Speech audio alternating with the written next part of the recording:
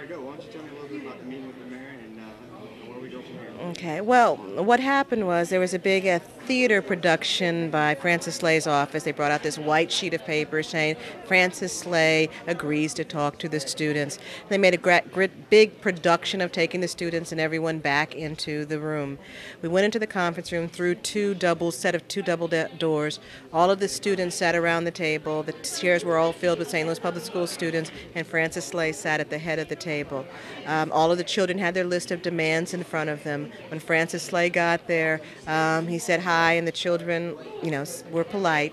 And he sat down and said, "At first, I want to tell you that I only have a half an hour or two to talk to you, so I want to tell you that from the beginning.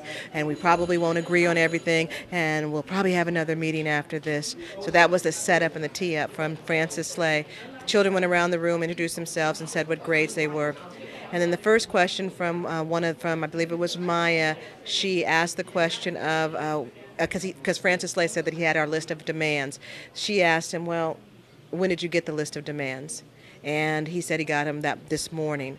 So from there, the students began asking him about the specific issues on the list of demands. The two major sticking points for the students were, number one, asking Francis Slay to take a position in opposition to the taking away accreditation in the middle of the school year, because kids will have challenges in getting either scholarships or admissions to college. And then the second one was to ask universities to send out faxes to universities and asking them what would be the impact of an entire district losing their full accreditation.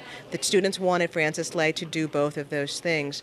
What happened was the students kept pressing Francis Slay, and Francis finally said, "I do not agree with I agree with the taking away the accreditation. I agree that that is something that the state is going to should do."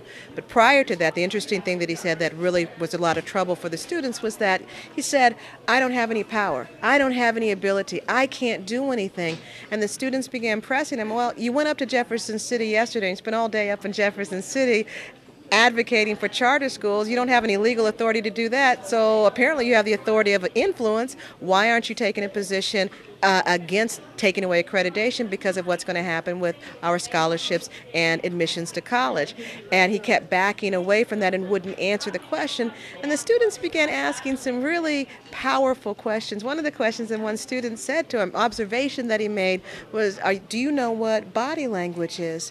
And Francis Slay said, "Yes." He said, "Well, you're not looking any of us in the eye. And we know what that means when you're not looking us in the eye." And the students kept attempting to get him to pin himself down to whether or not he would really realistically support an unknown, that you don't know what's going to happen to the kids. You don't know if there's scholarships, so why do it before the end of the year? Why do it when you have 3 months? What possible reason could there be? He refused to answer that question, and then he wanted to rush through the rest of the questions, and the students wouldn't let him do that. He finally agreed to, okay, well, I'll have a student meeting. I'll have a student meeting. Didn't give a date, didn't give a timetable of when that would happen, and he said that, okay, I'll send faxes out from my office. I'll send faxes out from my office to colleges, but he didn't give a date of when that would be done or how quickly that would be done. And so they attempted to push him on some of the other issues. Someone from his office came in and said, "It's time to go. It's time to go, Mr. Mayor." So Francis Slay got up and said, prior to him getting up, he said, "We're just not going to agree on everything." And he stood up and then he left the meeting. At that point, it was fascinating what happened.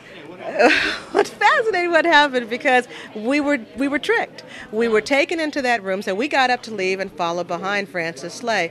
We were told when we got through the first set of double doors that we only had two options. We couldn't come back into the lobby of 200. We had to either go out the side door, or if we had to go out the side door, and we could not come back in to room 200. We could have our stuff handed to us, but we had to leave, and we weren't going to be able to come back in here.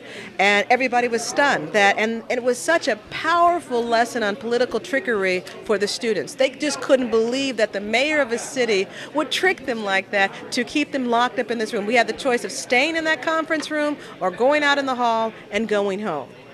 So people were sitting there, students were sitting there, some started to cry, some were very upset that a grown-up, and particularly a grown-up in the guise of the mayor of the city of St. Louis, would trick children like that.